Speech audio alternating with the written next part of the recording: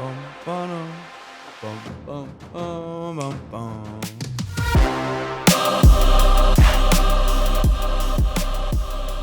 All right, welcome back to Normalize Talking About Watches. A little deja vu. We just recorded for like about 1 minute, and we had a little slight technical difficulty, which is okay. It's never going to end, is what I've decided. Yeah, it's never and that's gonna fine. End. Yeah, and that's going to be some stuff that we talk about. But first, that's Nikki C, also AKA King Ding. I mean, he's got all kinds of cool videos and nicknames. I'm Joe. Yeah. And zero cool nicknames. I did get a really funny screenshot of the History Channel last night. Had some kind of a special on Josephus. Which you probably should have watched to catch some education on. I should have edumacate myself, and maybe we should trademark edumacate, because that, you know, we're working on trademarking words. I didn't come up with that one, though. I've heard that before. Deducitize, however. Deducitize is ours. That's our word. Yeah. It's our word. We could claim like a first use case there. 100%. If you watched last week, thank you, because I think that was like our most exciting episode that we've ever done. It's basically this week, though. Oh, right. It came out like yesterday. It came out yesterday. We're recording this on the day that this might come out. Actually, this probably will be out either today or tomorrow morning. This is going to come out tomorrow morning. Yeah, tomorrow morning. This is coming out. Today's Friday. This is coming out Saturday. So if you didn't get a chance to watch the last episode, you could back to back them. Yeah, back to back, because this is going to be a short episode, because we're going to talk about the experience of having guests. So like last week and last episode, we had our first guests on the show. We had the Dimitris. The most important guests we could have were our first guests. Unless we could get Hans Wildorf.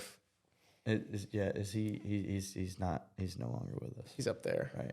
But there may be a way that like we could. AI is getting really good. Yeah. You know, then they have hologram concerts now. Apparently there's a Michael Jackson hologram concert. I saw that, and that was creepy. It's weird. And the Tupac one. I wonder if he's going to do the hand thing. You know what's crazy? There's probably, well, this is mind blowing. Ooh. But if you think about how far AI has come, there's no reason we couldn't interview Hans Wildorf. Like, they could program a thing that knows everything, that knows his whole story, and it could look like him, and we could interview a virtual version of him. Dead serious, though. Like, that's something that, like, 5 years ago sounded like this guy probably needs to go somewhere and check in and get some help. Talking about me. And now it's like, oh, yeah, that's probably could happen. I mean, I have no idea. If you can ask ChatGPT to explain the history of Rolex and go in depth, why couldn't they just give... But they don't have a language model of what his voice would sound like. Who says? Well, maybe they do. That's what I'm saying. I have no idea. We live in a simulation. Yes. And we're just figuring it out. Right, yeah, we just figured it out. Yeah. Nikki C and I solving the world problems.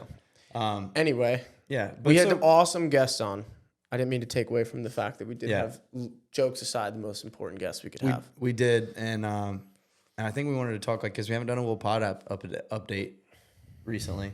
Just like the experience of what it's like having guests and how it completely changes the dynamic of what you're doing. It's a completely different. It's a completely different process from A to Z. So first, we just chat. Yeah. Exactly. This is easy. We do this all the time without microphones anyway. And first things first, like it was the first time I thought about like messing up. Yeah, exactly. You're like I don't care if you and I mess up. No, like, it doesn't matter. It's like whenever there's somebody else there, and like you have someone else on the show, like you want to make sure that it's like just so like A+.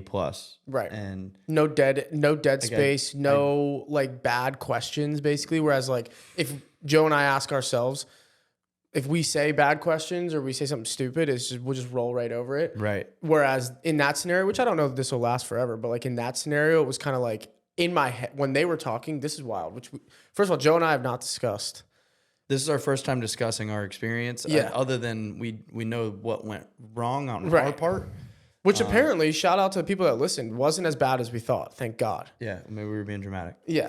But I mean, rightfully so. We have very high standards. So we're going to try to keep them that way. But yeah, I was having interesting thoughts when like you would ask a question and then I would be listening to them talk and I'd be like trying my best to listen.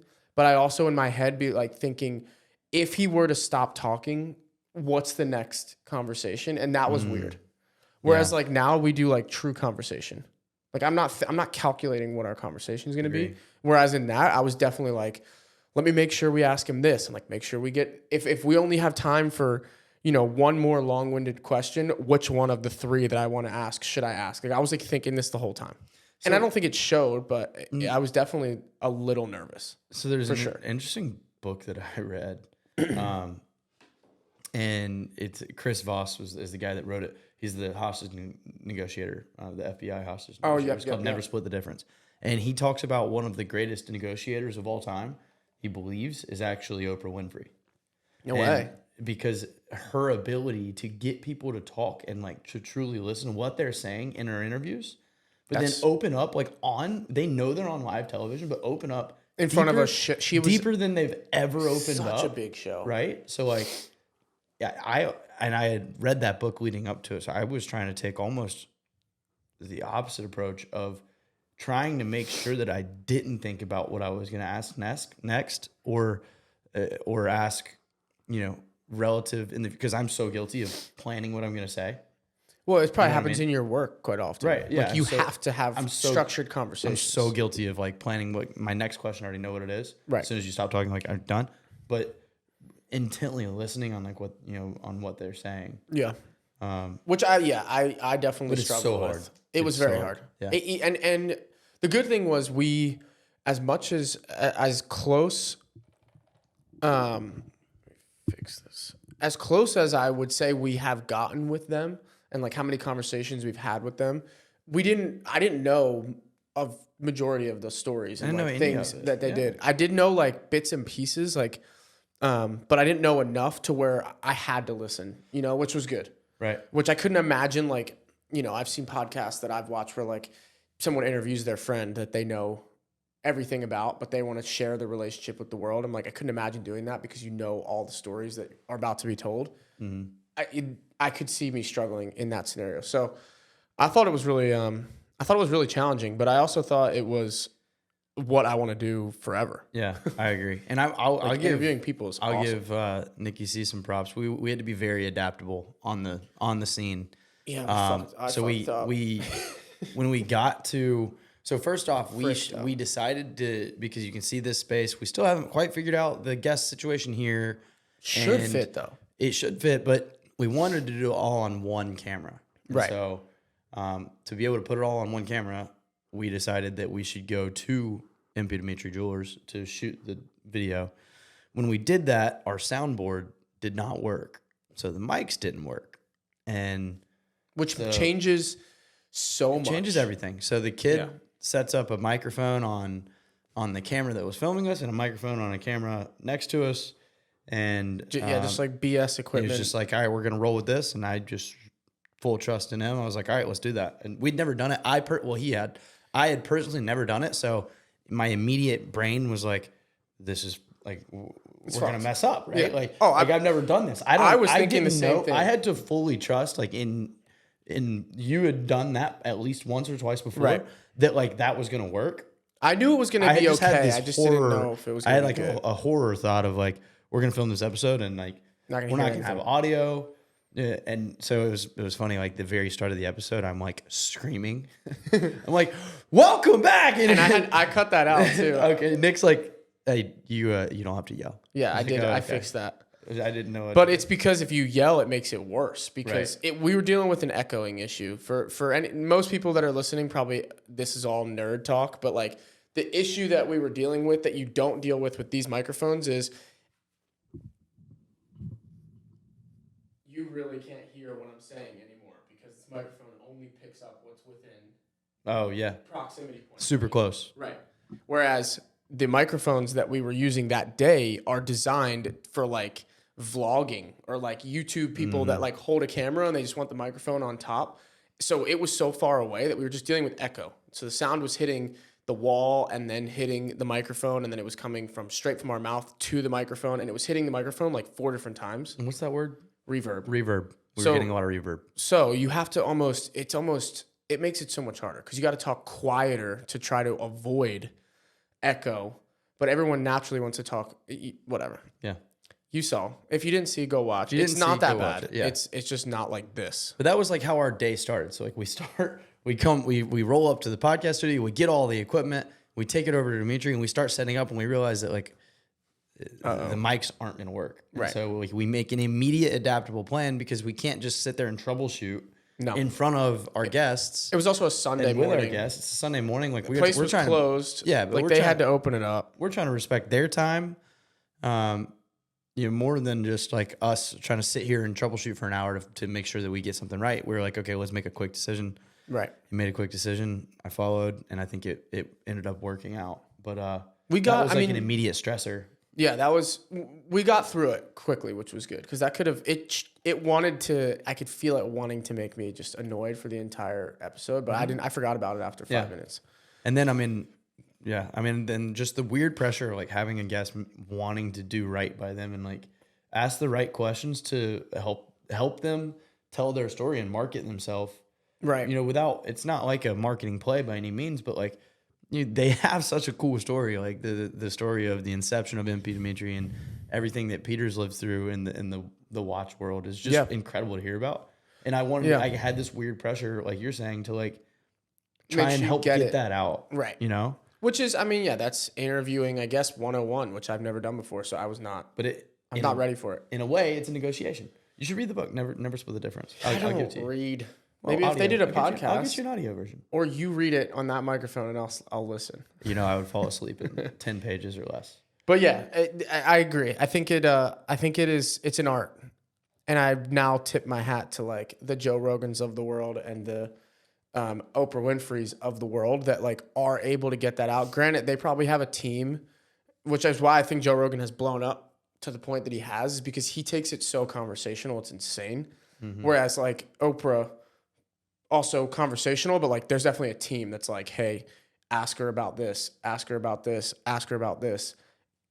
Have free conversation in between, but like these are the topics we need to cover. This is a massive TV show. Don't mess it up. So whereas Joe Rogan has a 3-hour conversation and they talk about so many different things, that's also an art in its own way. So I'd rather replicate that. And it's fun to hear like the way Joe Rogan's brain kind of works a little bit. I enjoy that. He's kind of like a little kid, but he's really smart at the same time. Right. Yeah. It's funny. I think one thing that this will do for us and like for anybody that would want to have a podcast and have guests on it is it does like fine tune. I think it will long term. It will fine tune our listening skills.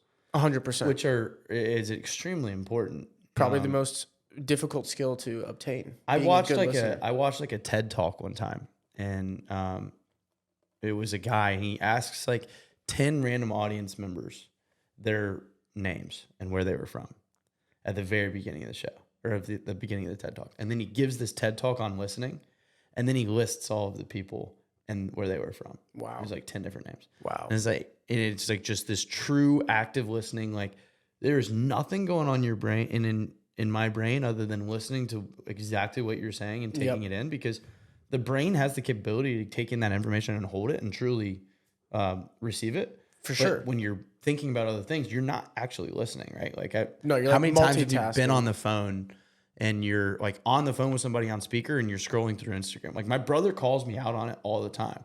Because he'll be like, wait, did you hear anything I just said? No, like, more than that, he'll say, you're on Instagram, aren't you? And I'm like, he could probably hear. You know what I can hear? Well, he just knows like when I'm just saying, yeah. But you can hear this. Okay, yeah. You think you can hear the thumb? If you have any bit of like a fingernail, you can always hear that little like scrolling, and you're like, yo, fuck off Instagram. I mean, it's interesting. I'm very excited to kind of hone that skill of listening and not have that flaw as much in me.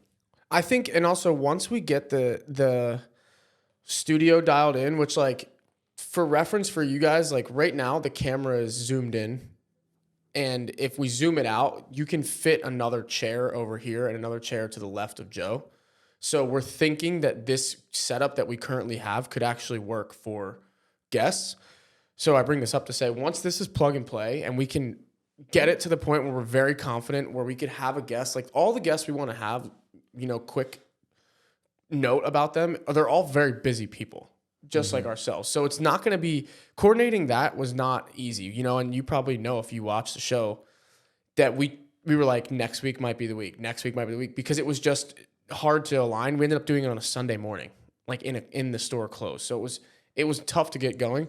So I want to get this dialed in. And I say that because if this is dialed into plug and play, there should be no fear for us, no like worry. We should be able to just sit down and like, I picture a world where we're sipping bourbons, having conversations so casually that we don't even think about any of this shit because we're just chilling. We've done it a million times. We're just not there yet, but we're close. Right. Yeah, creating that environment, I think, is a nice like peace of mind. It's like coming home to a clean house and like your bed made. Exactly. That's why once we get the space where it's perfect and like we can walk in and sit down and we're like, we've been in here a million times and it feels like an area that's like a incubator for good conversation, it'll be a walk in the park. So awesome. We'll get there. All right, we're gonna pivot big time. We can we have enough time to if we have to restart, we do. I'm saying just don't try to cram it in. Yeah. We got some cool stuff.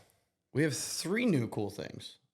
So first things, whenever we were with the Dimitris on the last episode, we were talking and there was a watch that was that I had seen the week before that Andrew had mentioned to me. He's like, "Oh, dude, here's your pink or salmon dial." Backstory. Give him the backstory about the pink dial really quick. So that So I don't know if we've talked about I just want a pink dial watch. I always have. So I've been looking for them, and you know, there's the OP, the 36 OP that has that cotton candy pink, and that's still on the list for me. But I wanted one, and we were talking one day, and we were looking in the Nomos case and the Nomos Go Shoot case, and I didn't really know much about Nomos Go Shoot at all. And I know nothing about them. Right, and I bought my mom one for Mother's Day a couple years ago, and actually I don't know if it was Mother's Day or for her birthday, but it was birthday. So I got her hell of a Mother's Day gift if it was. Yeah, but it was her birthday. Okay, birthday. And so it was a nice present for my mom. It was a very, very cool watch, like an open case back. It was beautiful, and I've looked at them ever since, and they're very minimalistic and thin. And they came out with this like club collection. Or Campus Club, or I forget what it's called. I should know because now I own one. But honestly, good little note for the listeners. You don't need to know that. You like the watch. I love the watch. That's all that matters. I haven't taken it off. It's on the wrist right now. It's cool to know about it, but that's honestly part of like the brand of the show here. Is you don't need to be the nerd that knows every single thing about it because you got the watch because you like it. Yeah, keep going. 100%. So, more than just liking it, I fell in love with the brand as Peter was telling me stories. So when we had Peter on the show and Andrew on the show, they start talking about a sales pitch, Peter. I know. Like you mentioned, you like it before the show. He tells you 3 or 4 stories that make the brand beautiful, then you left the store with the watch. You got me, Peter. You got me. He did get you. That's all right. Nah, I like being got. But anyway, so like I liked it. I liked the design. It was like a minimalistic design. And I was like, I held off on getting it the first time. I was like, I'm going to think about it. It's a fantastic value, under $2,000 relative to the world of watches and for what you get. That area is tough. And so like for what you get a fully in-house movement in a family-owned business for 120 years. Yeah. And I start falling in love with that. And my mom has a company that she started with her dad, and it like made me like I'm always a sucker for the family-owned business and trying to support family-owned businesses and smaller businesses. And Peter told me some cool stories about the Nomos factory and interacting with the owners of Nomos and the son. That was very cool. And their investment and reinvestment into their brand and just kind of the development of the conversation made me really want to have and support Nomos. And I had already looked at Nomos, and so on Sunday, maybe I'm the only person to ever buy a watch when the store's closed. We've bought them before. Remember, like when we're there at like 5:45, and they're like keeping the doors open, and they're like, "You gotta buy the watch." So now at this point, you gotta buy. You have to buy it because I'm here. I'm an hour past when I should. Okay, so yeah, definitely not the only one to ever do that, right? But on a Sunday, maybe. On a Sunday, I did. I walked out with this watch right here, which we'll throw up some picture. Yeah, I would refrain from the hand as much as you can because I don't know how dialed in I can get it there, but it's going to be up there somewhere. It's up there. Yeah. Yeah, it's over there. Over there. It's a great. It's the dial a sweet is watch. a The color dial's that- awesome. It's a salmon, pinkish dial. I would say that's the most true salmon dial that there is. Other than that one, like and it's sick Patek. very cool. I wore this shirt today on purpose. It matches. Look at that. It's like beautifully in between the orange and the pink. Yeah. And then I've got something to talk about here, but I'm gonna wait on that because Nicky C has a special thing on his wrist that is almost a manifestation. I would call it 100% a manifestation. Can you see that? I don't know if they can see that. Do you see that? Do you see this? The green OP, which 6 episodes ago, maybe 5 episodes ago, we borrowed this watch from a friend of ours. I put it on. If I can find the clip and we have the time to edit it in, I will put the clip in over this right now of me saying that I wanted to get this watch. It is probably, it probably happens more often than not to a lot of people. Once you put a watch on that fits you, which the person we borrowed the watch from had the same size wrist as me. So putting that watch on and it was sized and it fit, there's like a little bit that, and I think we've talked about this before, but there's a little bit of like, I really like this watch because it actually fits me. Whereas if you try on a watch that's not sized, and if you're out there and you've done this, you know exactly what I'm talking about. You just don't get to experience the actual like watch because you're trying to hold it on your wrist and like it's floppy and you're like, this feels goofy. Like I don't even know. Happens to us all the time. Yeah, and you just don't know if it's you don't know if you like it. Whereas this one, I knew instantaneously that I liked it. I literally said, I'm going to buy this. The Instagram post that's dated 5 weeks ago, in the caption, I said, like, this is a problem. I want this watch. Even more so than that, though. Like, in a weird, incredibly roundabout way. Like, that was the first watch that you wanted when you wanted to buy yourself a watch. Which I keep thinking about. And this is 2 years ago. I forgot to even mention that. And that so was it's like you've been on, in a way, you've been like manifesting and waiting on this watch for 2-3 years. Yeah, which we could put that clip in too if I can find it, which I know it's there somewhere. But he like, walks in, can I get the green OP? Literally, the I'll tell the story again, but a Spark Notes version. When I decided I wanted to buy a nice watch, I literally went to the store the next day, and I had never even looked into watches. So I went on the website, Rolex website, the night before. Looked through the catalog. Everyone's probably, if you're watching the show, I would imagine you've done this. If you haven't, instantaneously assigning you homework right now. Go and just configure Rolexes on the website. It's just fun. It's like building a car on like Porsche website or something. Like exactly. That. So I went on there. I did the configurator. Is that what they call it? Configurator. Mm-hmm. And I also matched it with my budget at the time, and my budget ended up being this OP. And then I went in there and I asked them, they're like, hey, can we help you? And I'm like, yeah, I'm here to buy a green OP. And they made me feel way better than I should have felt. I should have felt like a dumb. But they were like, oh, we don't have any now, but we can look.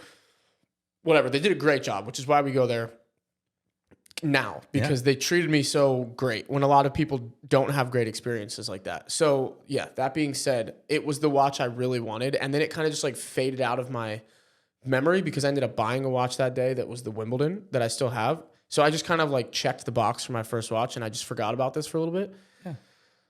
And now I have it. And now you have it. Yeah. I got it a week ago. She's brand new and she's beautiful. And you haven't taken it off. I have not taken it off. You're now wearing green shoes. I'm not wearing green shoes. There's a chance I could be wearing green pants and a green shirt and a green hat and this watch. It's going to turn green. It's the coolest color green. It's just a beautiful watch. It's time only, so it's simple and like minimal and clean. Mm-hmm. And the green is awesome. And I've been a proponent of this since the first time I looked into watches. Any Rolex with green in it is just a special watch, in my opinion. That deep Rolex green is just... Exactly. Really hard to beat. Yeah. So I have it now. Thanks. Dimitri Jewelers. Great surprise too. The way they gave it to me was awesome. And I think I can tell this story. I don't see why not. Yeah. But and I'll preface with this. They are great at giving you the true buying experience of a Rolex watch. They'll take you into the Rolex room, which Joe's talked about. It's an awesome thing. And they bring in the watch and they put it in the, in the little, which we actually have an old tray from there. This is from Omega, not Rolex, but they like lay it out on the Rolex tray and you try it on and they size it and it's beautiful. Now that we have a relationship with them, it's more of like a fun, different experience.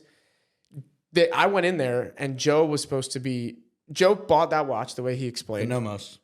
On Sunday and just bought the watch. He didn't grab the box or anything. They were closed. So he just bought the watch and walked out with just the watch basically and a receipt.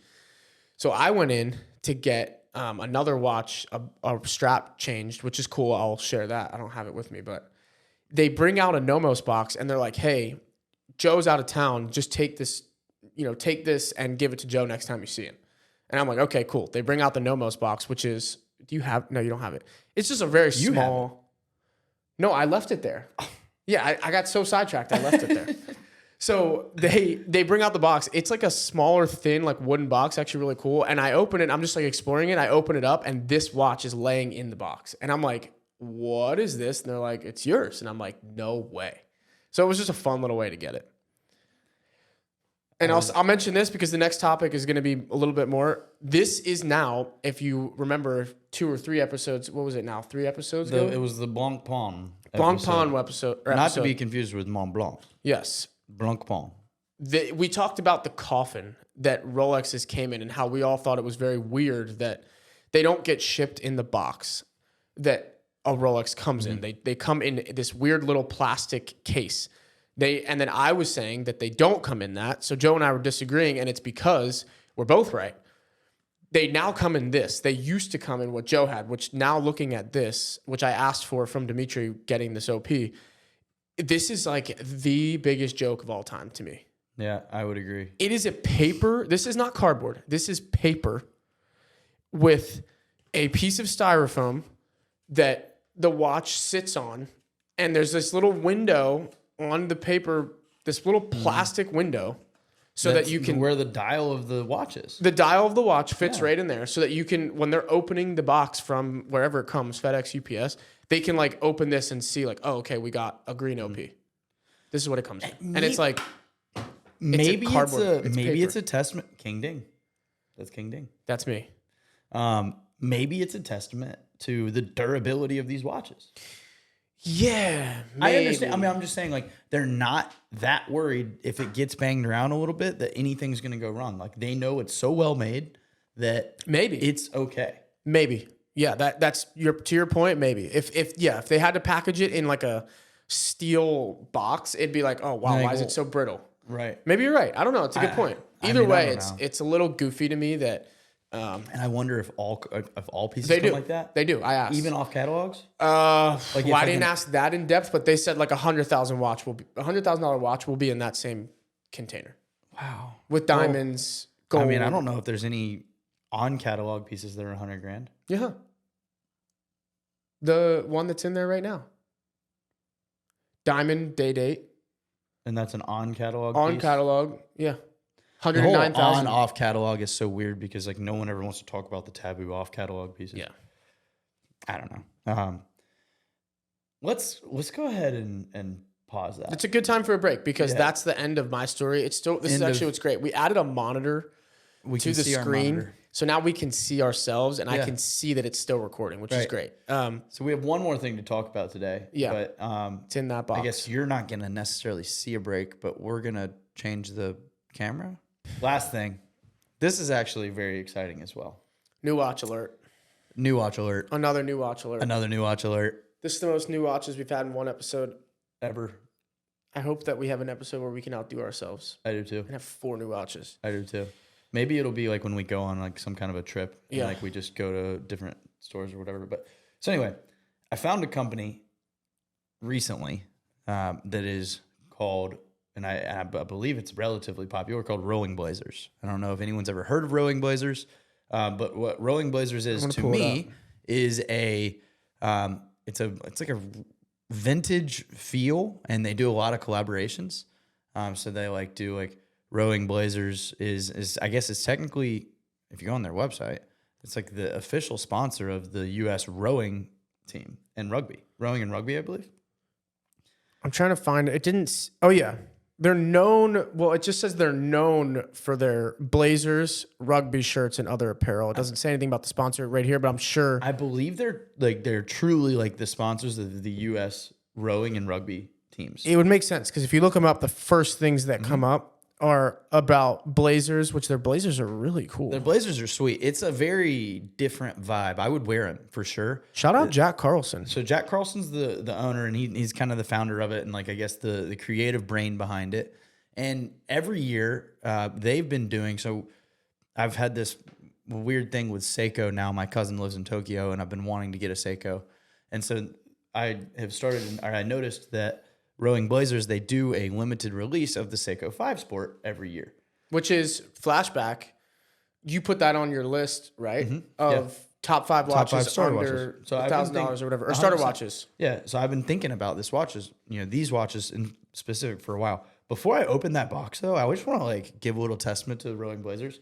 I mean, they've got this.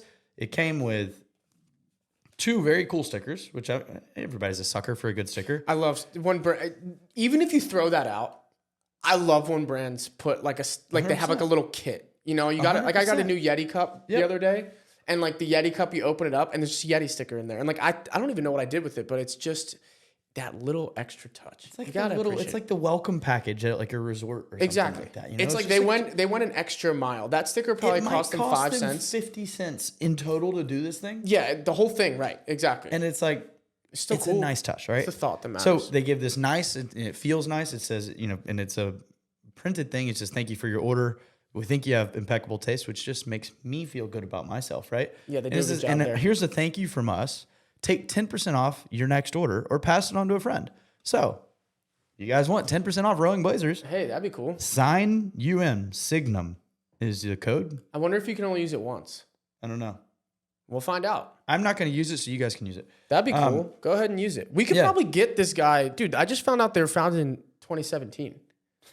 Awesome. We could probably chat with this guy. I would love to chat with this guy. Not saying it's not a huge company in that short period of time. Last thing, which all of my favorite companies do this, a truly handwritten note on a Rowing Blazers branded note thing. It says, enjoy, ! RB team. I realize that that's not a long note, but that truly does mean a lot as a consumer. 100%. And it makes me want to continue to support the brand.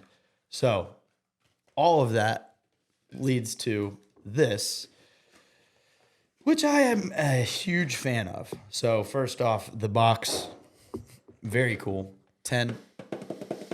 The box is cool. It's got Seiko. I think this is their signature zigzag because I see it like on everything. That's the Rowing Blazers thing. Yeah, that's it like just came up when I looked it up. So that's like their signature logo or whatever. But it's got Seiko, and then it has Rowing Blazers on the box. And there were many colors that were dropped. So there was a pink dial. There was a white dial that had a bunch of different colors. There was a yellow dial. All of those dials to me, and then there was a purple dial, but and the purple dial is what I got. But all of those dials to me are, and I mean, I don't hate this, but they're testaments and somewhat replicas of OPs. The color, the specifically tone, colors and the tones. I mean, the tone of yellow is the exact same tone as the OP. King Ding. Dang it. She's in Portugal. Yeah. Maybe if I put do not disturb, it'll stop that too. It doesn't bother me. Yeah, so they, for some reason, like, I don't know, not necessarily a negative by any means, but it reminds me of OP and it makes me think of the Rolex OPs, like the cotton candy pink, right? The white dial even. The white dial's more original, and the yellow dial. White dial is cool. They're more of like a copy of something else that's out in the market. And something that's significantly more expensive too, and a bigger brand. So that's I have brand, just a little qualm. A little bit, that. Yeah. But they do again. It's got its own design elements. The Seiko does. And first off, this dial, while we're talking about dials, is beautiful. It is, and it's a purple dial, which you don't. And it's something I don't see. No, I don't think I've seen another watch that has a purple dial like that. Yeah. So AP has some purple out there, but it's not like that. So it's a purple dial. It's got a green. You can see this. I'm not sure if they can see this. No, but I'll definitely get photos and content of this. There's a green and a believe, lime green combo NATO strap that goes with it. Yellow or something. Yeah, which I think it might be how I wear it on the NATO. I will say those NATOs are sneaky comfy. Everything kind of goes together. This purple dial seems is very original looking and feeling. It's got a day and a date, I believe, but I can't quite confirm because I can't read Japanese. Let me see. So there's a date, and then to the left of the date, there is a Japanese symbol. And I believe the Japanese symbol is saying a day. The negative of my small brain is that I'm not going to be able to know if the day is ever correct because there's just no way. Well, there's not just no way. There is a way. You're going to learn. Okay, I'm going to learn. Nick's going to teach me. No, you should because it's like having the Arabic dial day date. You know, that's like the sickest watch of all time. The platinum day date that has the Arabic dial. People will always. I've seen a couple videos. You can make assumptions of like where the. Oh, you're talking about the day. The day. Okay. People learn it just because it's fun to at least know the days of the week, so that you can actually use that watch for its function. So you should just challenge yourself to learn. I'm going to challenge myself to learn. Okay, and I think we talked about this the first time.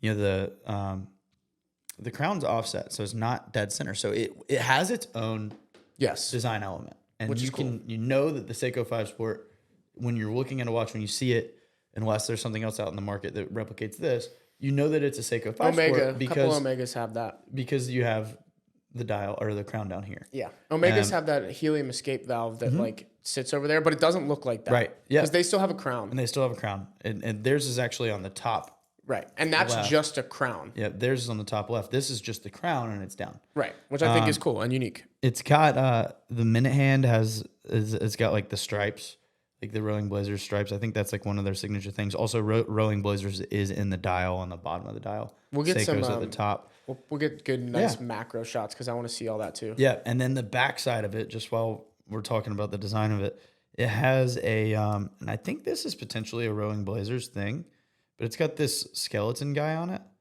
It's called a Tempest Fugit. I hope I pronounced that right. Otherwise, I'm going to sound dumb. How do you spell it? The Fugit part, because Tempest, I feel like it's an easy one. Okay, Fugit. Fugit. Fugit.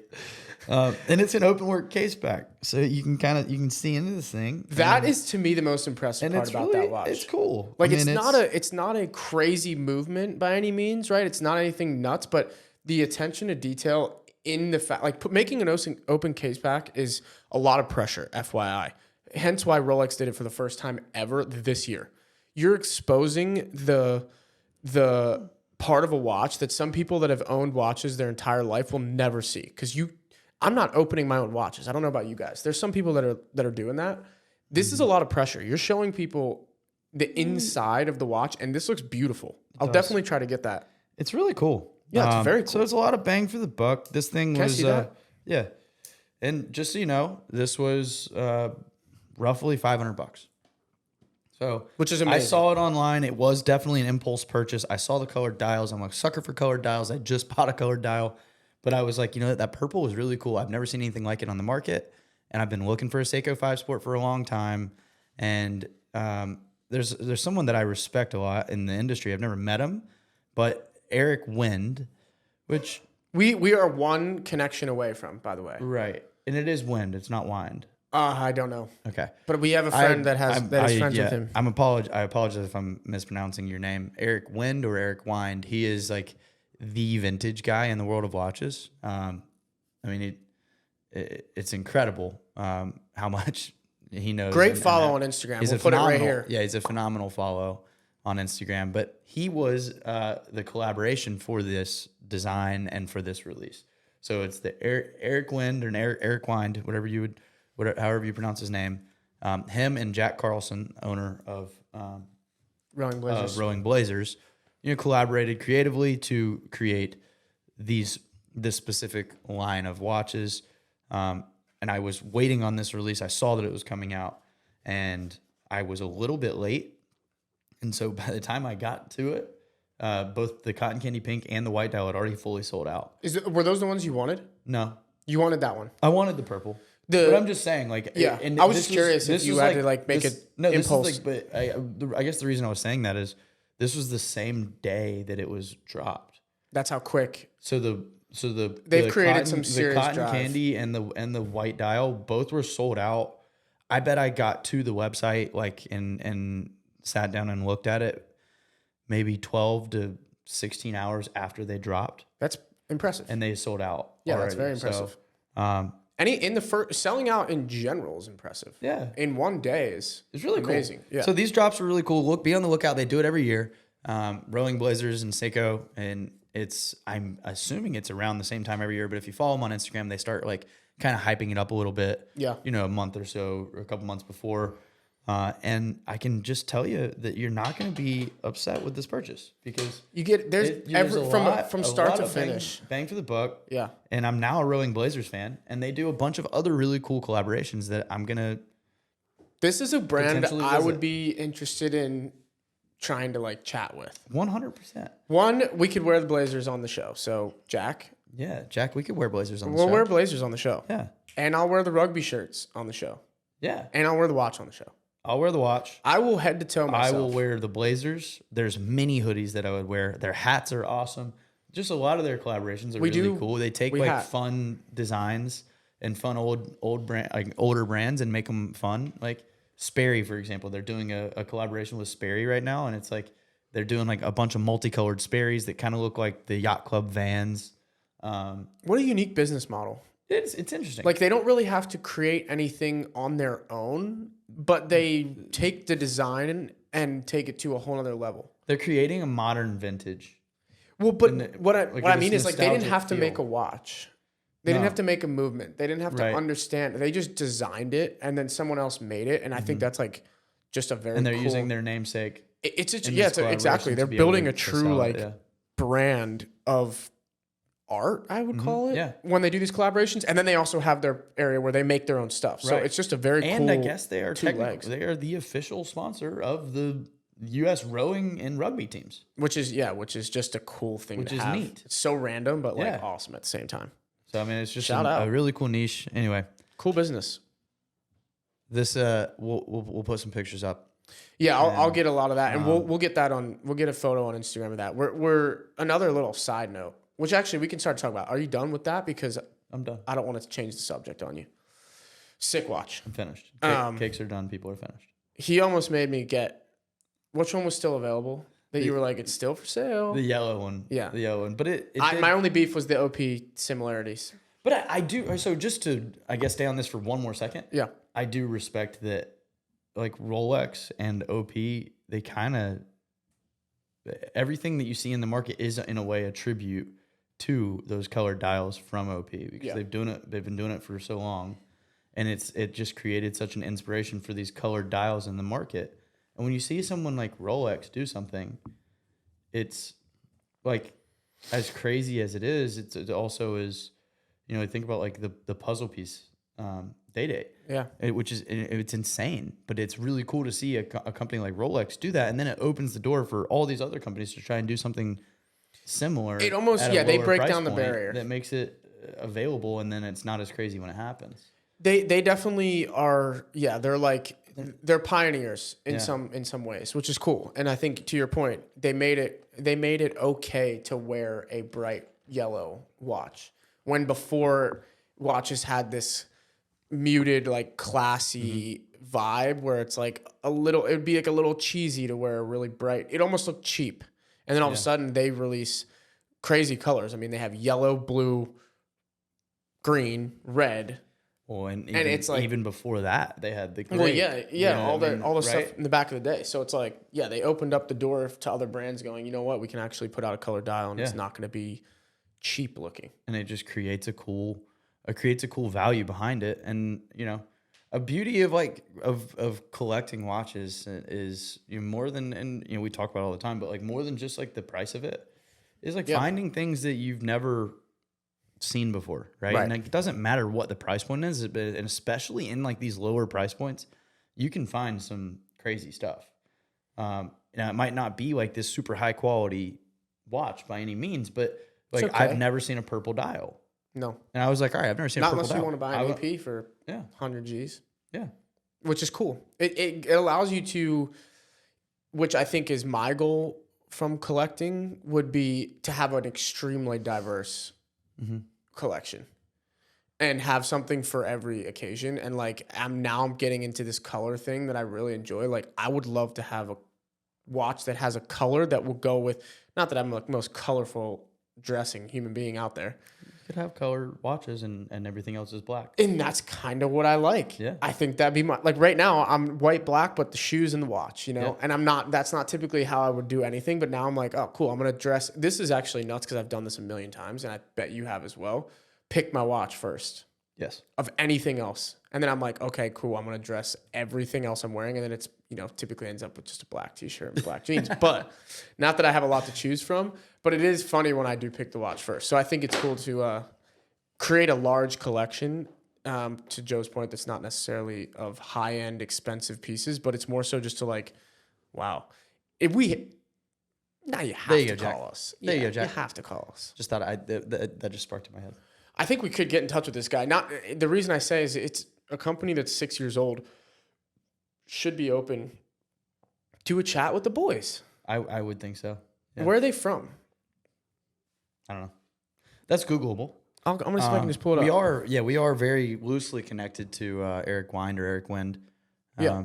And I think if we could get in touch with him, that he could get us in touch with Jack Carlson. God, what if friggin' New York? Oh, see? And we can go to New York. We can go to New York. $80 round trip. Yeah, we can go to New York. That works out well.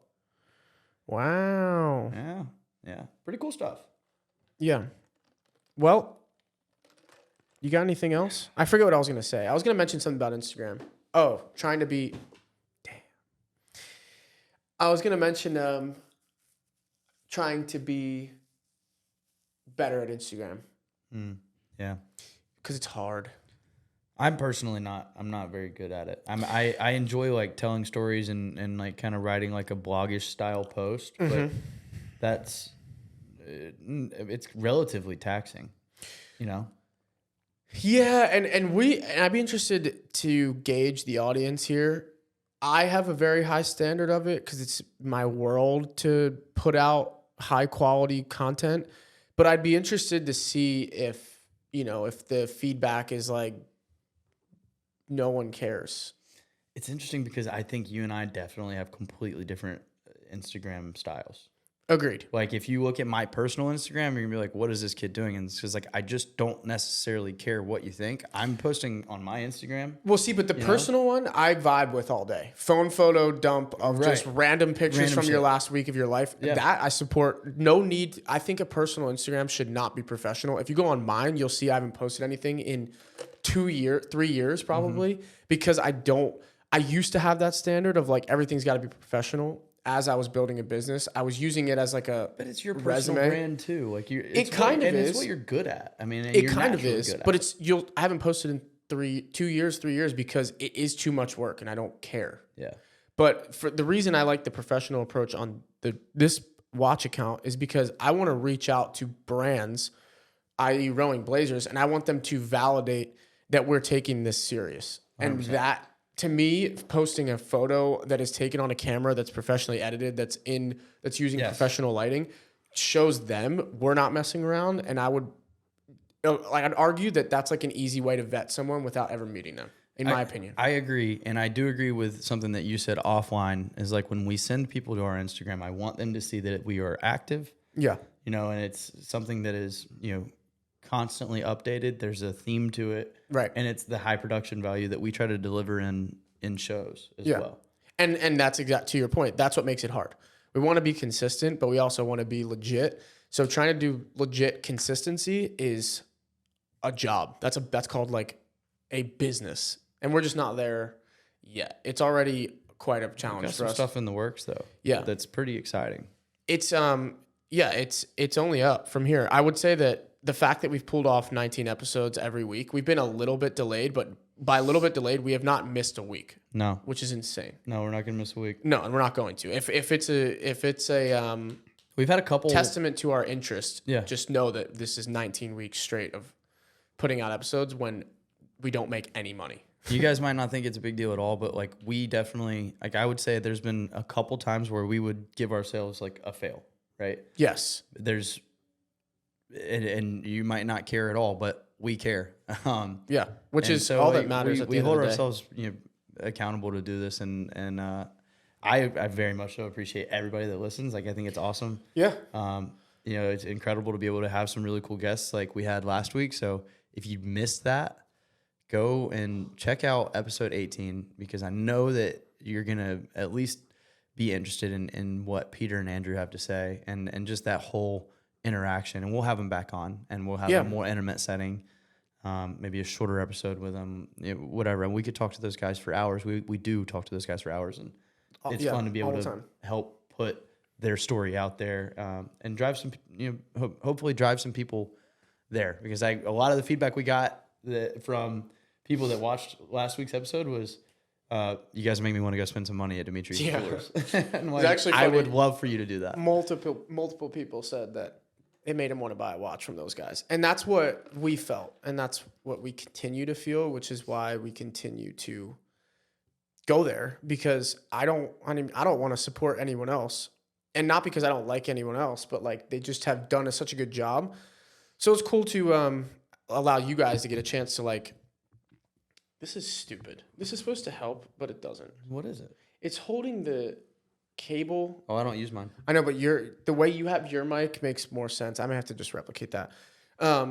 It's cool to give you guys a chance to like interact with those guys because, a lot of our viewers are not ever going to meet them. Or maybe, I don't know. There's people, when I check the YouTube data, there's people that just aren't from here. So cool you got to meet them virtually.